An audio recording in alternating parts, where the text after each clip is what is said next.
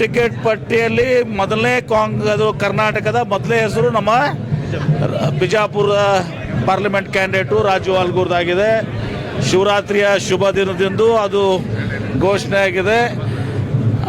ನಾವು ಅಭಿನಂದನೆ ಸಲ್ಲಿಸ್ತೀನಿ ಅವರಿಗೆ. ಮತ್ತು ನಿಶ್ಚಿತವಾಗಿ ನಾವೆಲ್ಲರೂ ಕೂಡಿ ಅವ್ರನ್ನ ಜನರ ಆಶೀರ್ವಾದದಿಂದ ಅವ್ರನ್ನ ಆರಿಸ್ತರುವಂಥ ಕೆಲಸ ಮಾಡ್ತೀವಿ. ನಮ್ಮೆಲ್ಲರೂ ಒಟ್ಟಾಭಿಪ್ರಾಯ ಆಗಿತ್ತು. ನಂದಾಗಲಿ ಎಲ್ಲ ಶಾಸಕರು ಸಚಿವ ಶಿವಾನಂದ ಪಾಟೀಲ್ರು, ಯಶವಂತರೇಗೌಡರು, ನಾಡಗೌಡರು, ಮನಗುಳಿ ಅವರು, ನಮ್ಮ ಹಮೀದ್ ಮುಷ್ರೀಫ್ ಅವರು, ಸುಣಗಾರ್ ಅವರು, ಅಲ್ಲೆಲ್ಲ ದೇವರಪುರಿಗೆ ಉನ್ನತ ಲೀಡರ್ಸು, ವಿಠಲ್ ಕಡಗೊಂಡವ್ರ ಶಾಸಕರು ಎಲ್ಲರೂ ಒಂದೇ ಅಭಿಪ್ರಾಯ ಆಗಿತ್ತು. ರಾಜು ಆಲ್ಗೂರ್ ಅವರು ಅಭ್ಯರ್ಥಿ ಆಗಬೇಕು ಅಂತೇಳಿ.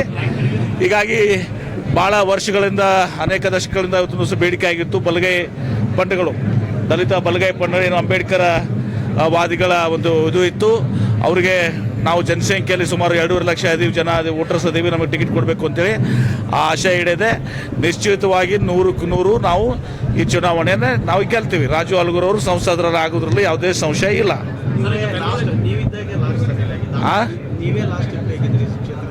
ಹಾಂ ಮತ್ತೆ ಈಗ ಆಯ್ತು. ಈಗ ಮತ್ತೆ ರಾಜು ಆಲ್ಗೂರಿಂದ ಪ್ರಾರಂಭ ಆಗುತ್ತೆ. 100ಕ್ಕೆ 100ರಷ್ಟು ಯಾವುದೂ ಸಂಶಯ ಇಲ್ಲ. ಅದು ನೀರಿನ ಸಮಸ್ಯೆ ಆಗಿರ್ಬೋದು, ಕಂಪನಿಗಳಿಗೂ ನೀರಿನ ಸಮಸ್ಯೆ ಆಗ್ತಾ ಇದೆ. ಇಂಥದ್ದಾದ್ರೆ ಅಂತಾರಾಷ್ಟ್ರೀಯ ಕಂಪನಿಗಳು ಬರ್ತಾವಲ್ಲ ಅಂತ ಆರೋಚಕರು. ಏನು ಅಂತಾರಾಷ್ಟ್ರೀಯ ಕಂಪನಿಗಳು ಹಿಂಗೆ ಬೆಂಗಳೂರಲ್ಲಿ ನೀರಿನ ಸಮಸ್ಯೆ ನೋಡಿ, ಇದೆಲ್ಲ ಸಮಸ್ಯೆ ಎಲ್ಲ ಕಡೆ ಕೂಡ ಇರುವುದೇ. ಈ ಸಲ ಬರಗಾಲ ಇಡೀ ವಿಶ್ವದಲ್ಲಿ ಇದೆ. ಇವತ್ತೊಂದು ದಿವಸ ನಮ್ಮ ರಾಜ್ಯ ಅಷ್ಟೇ ಅಲ್ಲ, ಬೆಂಗಳೂರು ನಗರ ಅಷ್ಟೇ ಅಲ್ಲ, ಇಡೀ ಭಾರತ ದೇಶದ ಎಲ್ಲ ಕಡೆನೂ ಕೂಡ ಇದ್ದಾವೆ. ಹೀಗಾಗಿ ಆ ನೀರಿನ ಅಭಾವ ಏನಿದೆ ಅದನ್ನು ನಾವು ಅವ್ರಿಗೆ ಮಾಡುವಂಥ ಮಾಡ್ತೀವಿ. ಇಂಡಸ್ಟ್ರೀಸ್ಗೂ ಕೂಡ ಏನು ನೀರಿನ ತೊಂದರೆ ಆಗದ ಹಾಗೆ ನಾವೆಲ್ಲನೂ ಕೂಡ ಎಚ್ಚರಿಕೆಯನ್ನು ವಹಿಸ್ತಾ ಇದ್ದೀವಿ. ಮತ್ತು ಒಂದು ಪರ್ಮನೆಂಟ್ ಅಡಿಷನಲ್ ಪ್ಲಾನು ಕೂಡ ನಾವು ಮಾಡ್ತಾ ಇದ್ದೀವಿ.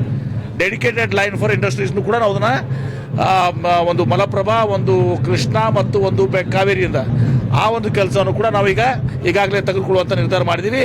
ಅದಕ್ಕೆ ಪ್ರಾರಂಭಿಕ ಹಂತದಲ್ಲಿ ಇವತ್ತು ಚರ್ಚೆಗಳು ನಡೆದಿದ್ದಾವೆ. ತಪ್ಪೇನಿಲ್ಲ. ಇವತ್ತು ದಿವಸ ದಲಿತರು CM ಆಗಬೇಕು, ಆ ಕುರ್ಚಿ ಖಾಲಿ ಇಲ್ಲ.